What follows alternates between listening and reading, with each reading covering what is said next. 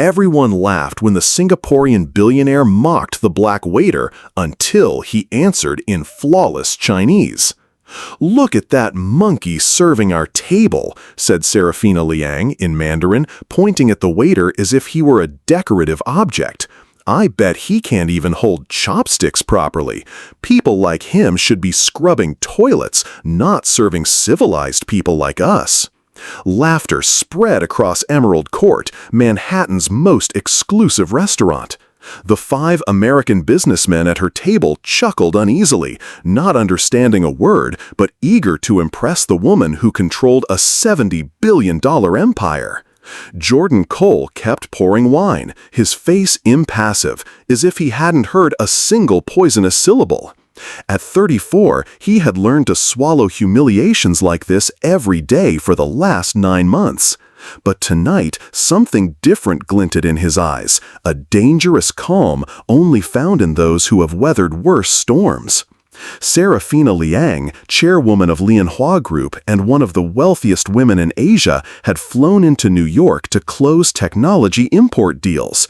Even among billionaires, her arrogance was legendary. She treated Americans like ignorant children and looked at black people as if they were an inferior species. "That one probably didn't even finish high school," she continued in Mandarin, savoring each cruel word. "In the United States, they think giving jobs to people like that is progress. What a joke!" Jordan understood every word, every slur, every contemptuous aside, every performance of supposed cultural superiority. What Serafina didn't know was that this monkey spoke Mandarin fluently, held a PhD in East Asian Studies from Yale, and had spent 5 years as a cultural attaché at the U.S. Embassy in Beijing.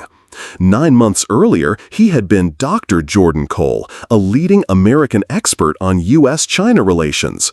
His life imploded when he was falsely accused of leaking diplomatic information to Beijing. The FBI inquiry lasted 7 months.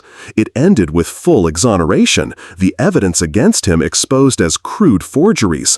But by then, the doors of academia and policy had already slammed shut. No one wanted to hire the man who had been investigated, however unjustly. "More wine," Serafina said in deliberately broken English, the mispronunciation itself a statement, as if speaking correctly would lower her to the level of the locals. Jordan served in silence, noticing how she made a point of not meeting his eyes. Why acknowledge the humanity of someone you consider beneath you? She alternated between Mandarin and English now, letting the Americans catch the disdain, even if they missed most of the substance. "You Americans are pathetic," she said, eyes still on Jordan. "You call this social progress? He can't even hold a tray without shaking." Jordan wasn't shaking with fear. His hands trembled with contained rage. Only 9 months earlier, he had eaten Peking duck with the Chinese ambassador in Washington, debating billion-dollar investment protocols. At that very time, Serafina had likely been flaunting jewelry at some socialite gala in Singapore, spending inheritance money. His fall from grace had been brutal and methodical. Ethan Marlowe, a jealous colleague in the State Department, had planted forged documents suggesting Jordan was passing confidential cables to Beijing. The media devoured the scandal. Friends went silent. When the truth finally surfaced, no one issued corrections with the same enthusiasm as the original accusations. Marlowe got the promotion that should have been Jordan's. "Bring the bill," Serafina ordered, again in stumbling English, as if to mock the language itself. "And tell the little hostess I am Serafina Liang from Lianhua Group. Maybe she's heard of my family." Jordan almost choked. Serafina Liang, Lianhua Group? The same woman who had exchanged formal emails with him for 3 years, coordinating visits by trade delegations to the embassy. She had once praised his work in writing, calling him the American who actually understands our culture. Of course she didn't recognize him tonight. Back then, he wore $3,000 suits. Now, in a black server's jacket, he was invisible to her, just another black worker serving her table. "You know what the problem with Americans is?" she said in Mandarin, her voice sweetened by champagne. "You think democracy means everyone is equal. Reality is simpler. There are superior people and inferior people. It's the natural order." She pointed directly at him. "That one, for example, probably has children from different mothers and shares an apartment with 10 people. That's how they live, ignorant and promiscuous." One of the Americans, Matthew Klein, CEO of Harbor Tech Imports, shifted in his seat. He tried to redirect the conversation toward contracts, but Serafina waved a jeweled hand. No, let me finish my lesson in American sociology. You must understand who you're dealing with when you do business with us." Jordan continued the serve, his face a mask, while inside his mind every word was being archived. Every insult, every morsel of prejudice was a data point filed away for later use. Serafina didn't realize she was laying the groundwork for her own downfall. The worst came when she beckoned him closer. "You," she said in English, pointing like she might summon a dog. "What is your name?" "Jordan, ma'am." "Jordan," she repeated, tasting the name as if it were something bitter. "Have you ever heard of China, Jordan? Do you know where it is on a map?" The businessman froze. The moment had passed the bounds of awkwardness into open cruelty. "Yes, ma'am," he replied, calm and even. Serafina laughed. "How cute! He knows where China is." She turned to the table and slipped back into Mandarin. "I would bet my fortune this monkey has never set foot outside New York." Something changed in the air. Jordan stopped writing the wine order and looked straight into her eyes for the first time that night. It wasn't submission or fear. It was recognition. Every fresh humiliation only fed a quiet strength gathering inside him, a cold determination being forged by the very injustice on display. During the pause between dinner and dessert, as Serafina continued entertaining the Americans with a stream of Mandarin insults, Jordan walked to the staff restroom with a measured calm that belied the storm within him. "That monkey probably can't count to 100, Serafina said after he disappeared through the kitchen door. "I'd wager his whole family lives on government subsidies. That's how the inferior survive in America." Klein pressed his fingertips to his forehead. Another executive pushed back his chair and muttered something about a phone call before stepping away. The table felt like a fuse burning down. Meanwhile, inside the narrow staff restaurant, Jordan locked the door and took out his phone. His thumbs hovered only a second before moving with trained precision. He composed a message to Dr. Victor Han, his former mentor, now director of the Center for East Asian Studies at Princeton University, one of the most respected Chinese-American scholars in New York. "Victor, I need a favor. I'm at Emerald Court in Manhattan. Serafina Liang of Lianhua Group is here, making explicit racist remarks in Mandarin, assuming no one understands. I've been documenting everything. Can we meet tomorrow?" The reply came in less than 2 minutes. "Jordan, my God, where have you been? Yes, absolutely. And listen, Serafina is under quiet internal review for unethical conduct abroad. Her comments could be exactly what certain committees need to see." Jordan exhaled, the first real breath he'd taken all night. Dr. Han didn't know he was waiting tables. In the message, Jordan had identified himself only as a witness. In his mentor's mind, he was still the brilliant diplomat with an unblemished future. He splashed water on his face, practiced a neutral expression in the streaked mirror, and slipped his phone back into his pocket. When he returned to the dining room, the temperature at the table had shifted in subtle ways.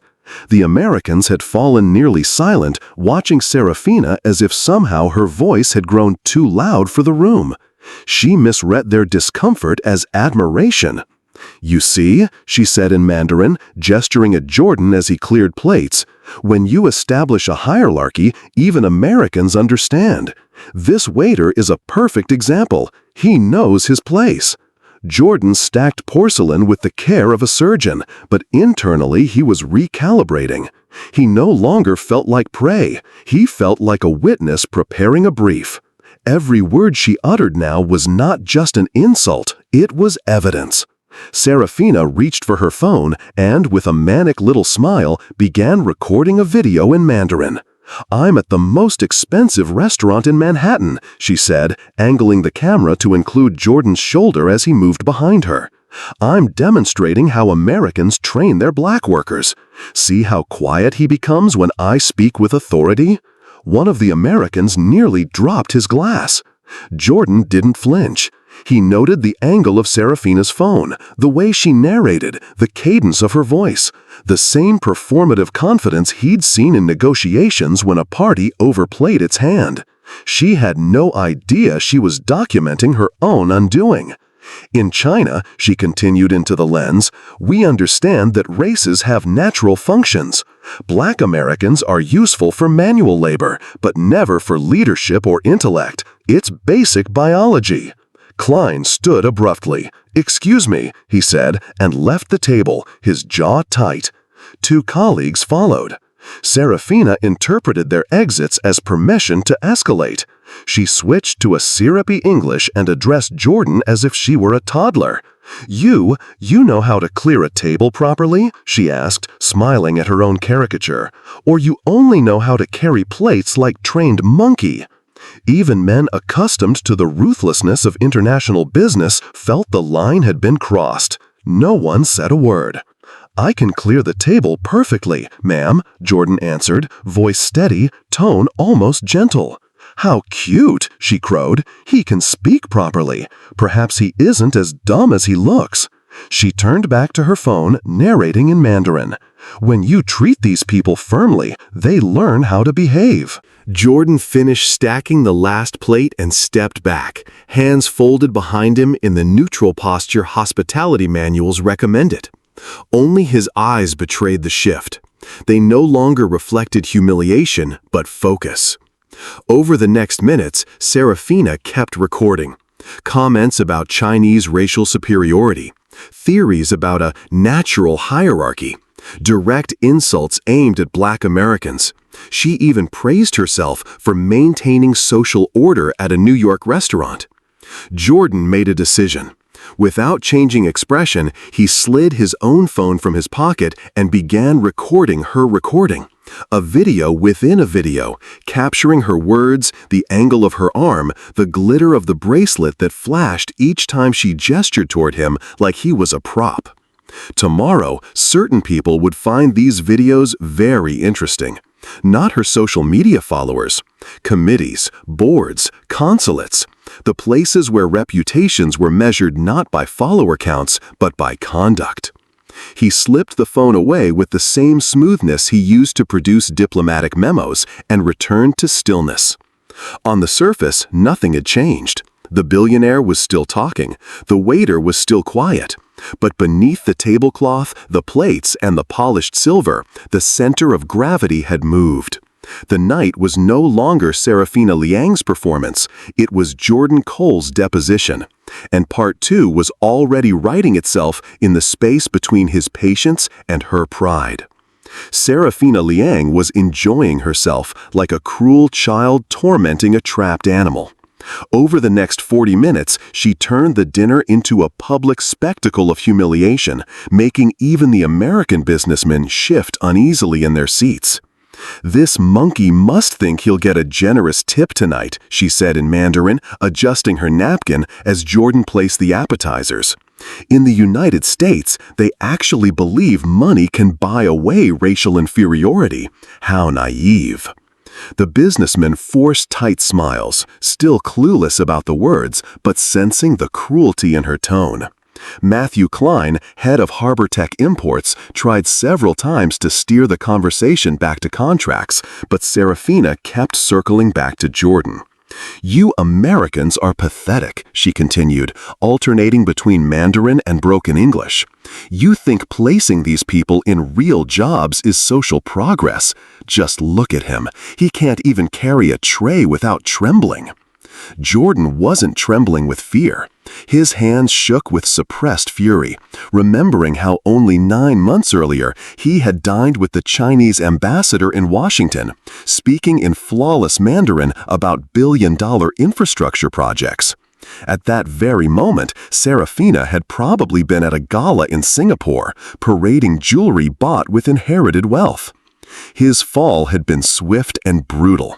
Ethan Marlowe, a jealous colleague at the State Department, had planted forged documents suggesting Jordan was leaking classified material to Beijing. The FBI investigation dragged on for 7 humiliating months. When the forges were finally exposed, the damage was done. Academia, diplomacy, think tanks all closed their doors. Marlowe collected the promotion that should have been Jordan's. "Bring the check," Serafina ordered in English, so broken it was practically a parody. "And tell the hostess that I am Serafina Liang of Lianhua Group. Perhaps she's heard of my family on television." Jordan almost laughed aloud. Serafina Liang, this was the same executive who had exchanged formal correspondence with him for years. The same woman who had once called him the American who truly understands our culture. She didn't recognize him now, not dressed in his black waiter's jacket. Back then, he had worn tailored suits and sat at the same table. Tonight, he was invisible. "You know what's wrong with America?" Serafina said, savoring the moment. "You actually believe democracy makes people equal. But in reality, there are superior and inferior classes. It is nature's order." She pointed at Jordan as though presenting evidence. "That one probably has 3 children from 3 different mothers living in a filthy apartment with 10 others. That is how these people live." Klein cleared his throat. "Serafina, maybe we—" No, she interrupted with a jeweled wave. "Let me finish. You must learn how America really works. Otherwise, how can you do business here?" Jordan stood silently, cataloging every phrase. Serafina didn't know it, but every insult was building a case. Evidence of prejudice, arrogance, and cultural disdain that would one day destroy her. Finally, she beckoned him closer.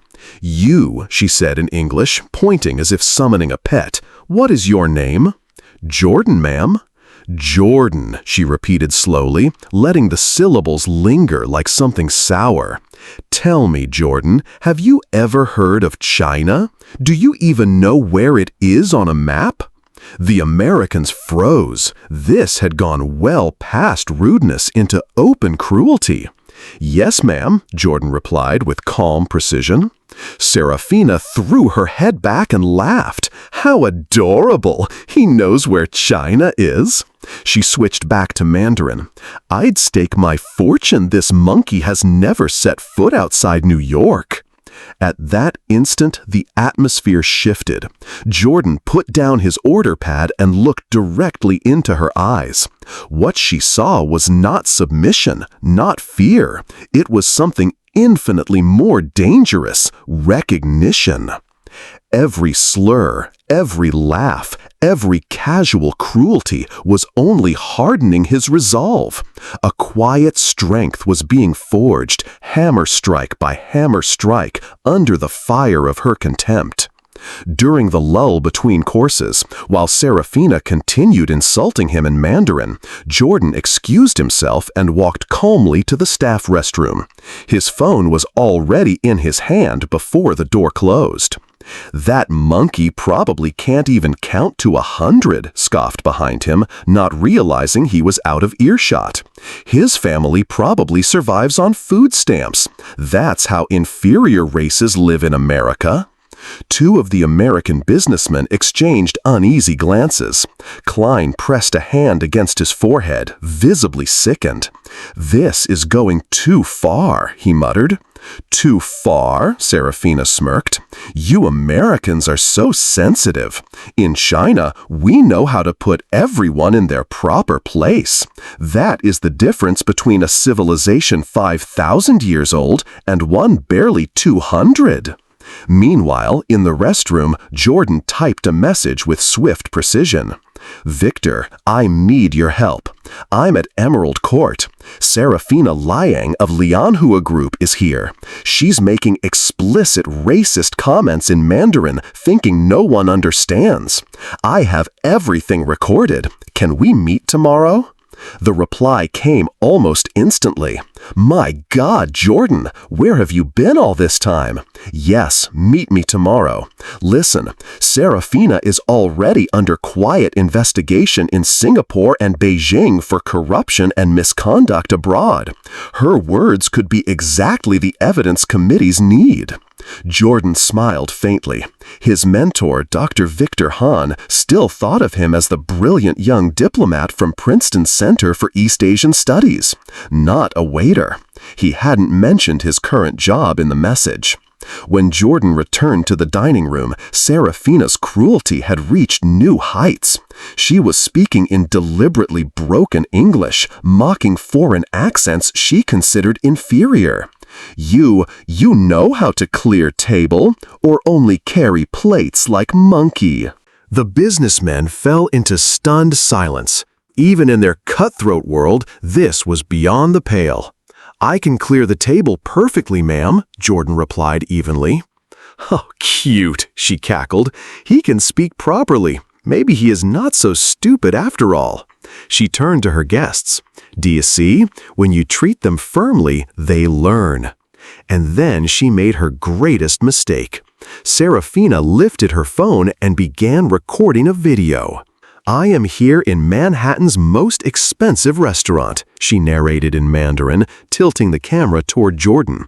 "See how Americans train their black workers? Watch how obedient he becomes when I speak with authority." Jordan kept clearing dishes, but inside he was already filing away every second of this recording. She was documenting her own downfall. "In China," she continued, smiling at her phone, "we know every race has its natural function. Black Americans are good for labor, but never for leadership or intelligence. It is biology." Klein suddenly stood. "Excuse me," he muttered and left, his face pale. Two more followed quickly behind. Serafina misread their departure as approval. "See, when you set hierarchy clearly, even Americans understand." She turned the phone back on Jordan. "This waiter is a perfect example of social order. He knows exactly where his place is." Jordan's expression remained neutral. Only his eyes gave him away. No longer submissive, but focused, intense, dangerous. Over the next 20 minutes, Serafina created a damning archive. Comments about Chinese superiority, theories of racial hierarchy, direct insults aimed at Black Americans. Jordan made his choice. Without hesitation, he drew his own phone, discreetly recording her recording, a video within a video. He captured not just her words, but her face, glowing with cruel delight. "People like you," Serafina said in Mandarin, pointing at him again, "should be grateful for any job. In China, we have a saying, a barking dog does not bite, but a silent dog does not think." Jordan kept his features still, but inside he was building a strategy. Every insult, every theory of superiority, every gesture of arrogance, evidence, ammunition. Tomorrow, some organizations would find this material very interesting. Not her online followers, no. The consulates, the business councils, the ethics committees. Serafina had no idea that every poisonous word was laying the foundation of her own destruction. Serafina Liang swirled her third glass of champagne, certain she was the star of the evening. The remaining American businessmen sat stiffly, their discomfort plain, but she mistook their silence for admiration. "You know what?" she said in Mandarin, eyes glittering with cruelty. "I'll teach this monkey a lesson in social hierarchy."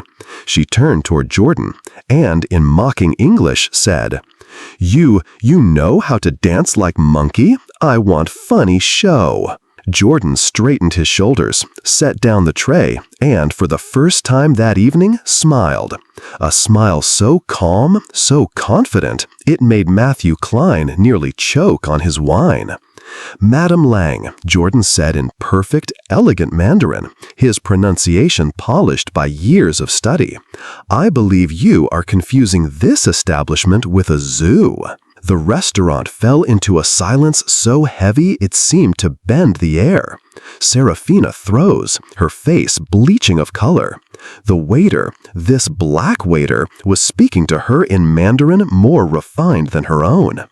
"What did you say?" she stammered in English. Jordan continued, now shifting into classical Mandarin with a fluency that betrayed academic mastery. "It is fascinating how some confuse money with education, inheritance with character, and social status with human worth." The American businessman gaped. Klein, who had worked with interpreters for years, immediately recognized not just fluency but nuance. Jordan spoke with the precision of someone who had mastered dialects. You speak Chinese?" Serafina whispered. "Classical Mandarin, modern Mandarin, Cantonese, and 3 regional dialects," Jordan replied smoothly, "along with English, French, and a touch of Japanese. But I imagine you already knew that from the past 90 minutes of conversation." The realization struck her like lightning. 90 minutes! He had understood every word, every insult, every arrogant declaration. "That's impossible," she breathed. "You're just a waiter." "I am a waiter," Jordan agreed, voice firm but controlled. "But I am also Dr. Jordan Cole, Ph.D. in East Asian Studies from Yale University, specializing in Sino-American relations and Chinese business culture. For 5 years, I served as cultural attaché at the U.S. Embassy in Beijing. I have published 17 academic articles on Chinese diplomatic protocol." Klein bolted to his feet. "My God, you're Jordan Cole! I read your thesis on Chinese investment in American infrastructure." Serafina's world reeled. The man she had spent the night degrading had once been praised in her own boardrooms. "But why are you working here?" she gasped. "Because life teaches humility," Jordan said evenly. "I was falsely accused of espionage. By the time I was cleared, every door had closed. So I took this job to survive. And for 9 months, people like you humiliated me daily, thinking I couldn't understand." Jordan withdrew his phone. "But I recorded everything. Every insult, every lecture on racial hierarchy, including the video you made tonight explaining your theories about Chinese superiority and black inferiority." Serafina's arrogance crumbled into panic. "And there's more," Jordan added. "You and I actually know each other. We exchanged correspondence for 3 years. You praised my work, called me the American who truly understands our culture. Of course you didn't recognize me in a waiter's jacket." Her mouth opened, but no words came. "You said people like me don't understand international politics," Jordan continued, "but I spent 3 years negotiating trade agreements that directly benefited Lianhua Group." The Americans sat in stunned silence. For 2 hours, they had witnessed one of the world's top scholars of Chinese culture being racially humiliated by an ignorant billionaire. "You even developed theories of intellectual capacity by race," Jordan said softly. "I wonder how the party would feel about a prominent Chinese businesswoman promoting racist ideology on American soil." "You can't," Serafina whispered. "It would ruin my reputation, my contracts, my family business." Jordan's voice was gentle, almost sympathetic. "I imagine it would, especially since China punishes citizens who embarrass the nation abroad." Klein, still pale, muttered, "Serafina, you humiliated one of America's foremost experts on your own culture." Jordan showed her his phone screen. A message from Dr. Victor Han glowed on display. "Jordan, this is explosive. The Chinese consulate must see this immediately." "I've also sent it to the Chinese Business Association," Jordan said. "Their code of ethics is very clear about misconduct overseas." Serafina's hands trembled. Cold sweat trickled down her temple. "Please," she whispered, "I didn't know who you were." "And if I truly had been only a waiter?" Jordan asked. "Would your treatment have been justified then? Does human dignity depend on a diploma or a bank account?" The manager of Emerald Court, who had been listening from afar, approached. "Mr. Cole," he said with new respect, "I had no idea. From this moment forward, our policy will change." Jordan inclined his head. "Thank you, but this isn't about me. It's about how we treat people when we believe no one is watching." Serafina made one final attempt. "Perhaps we can reach an agreement?" "An agreement?" Jordan smiled sadly. "For 9 months, you and others like you treated me as trash. Every insult is documented. The only agreement is this: you will leave here tonight knowing you have been intellectually dismantled by the man you considered beneath you." Serafina rose on unsteady legs. The queen who had entered Manhattan was leaving as a pariah. Jordan remained poised, a living testament that true strength comes not from wealth but from character. Epilogue. 3 months later, headlines blazed across the globe. Billionaire lying loses $800 million in contracts after racist videos leak. The Chinese consulate issued a statement condemning her behavior. Lianhua Group lost 70% of its U.S. contracts in 2 weeks. Her own family stripped her of executive privileges. Meanwhile, Jordan's confrontation video went viral, 50 million views in a month. He became a symbol of dignity in the face of prejudice. Universities in 3 countries invited him to lecture. The State Department offered him his old job back, this time with a promotion and a 60% raise. "It was never about revenge," Jordan told CNN. "It was about proving that dignity is priceless, and education can be found where we least expect it." He accepted the position, but kept 1 day a week at Emerald Court, no longer as a waiter, but as a senior advisor and minority partner. The restaurant became a pilgrimage site for human rights activists. A movement was born, the Cole Protocol, a zero-tolerance policy against discrimination in commercial establishments. Serafina released a stilted apology video. "I regret my unfortunate remarks," she said. Social media shredded her. "Not unfortunate, racist," people wrote. "She's only sorry she was caught." 6 months later, at a corporate diversity conference, Jordan crossed paths with Matthew Klein. The executive clasped his hand firmly. "Dr. Cole, you taught us the greatest business lesson of all: never underestimate people." As for Serafina lying, she vanished into seclusion in Singapore, her fortune intact, but her reputation in ruins. The most expensive lesson a billionaire ever paid: money cannot buy dignity, and prejudice always exacts its toll. In the end, the story of Jordan Cole and Serafina lying reminds us of one simple truth: dignity is not something that can be bought or stolen. It is carried within us. For months, Jordan endured humiliation in silence, labeled as less because of his skin color and the false shadows of suspicion. Yet, when the moment came, he did not lash out with anger. Instead, he revealed the strength of education, integrity, and patience. His calm voice and steady resolve spoke louder than all the insults hurled at him. It is a lesson that prejudice and arrogance, no matter how powerful they appear in the moment, always plant the seeds of their own downfall.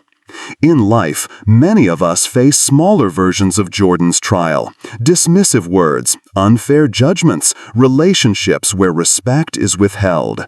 The temptation is to believe that silence means defeat, but sometimes silence is strength, a preparation for the right time to speak with clarity and truth.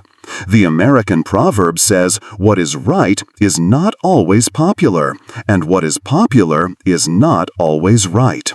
Jordan's story shows us that character, not circumstance, determines who truly has the upper hand. For viewers, especially those who have known the sting of being underestimated, the lesson is clear.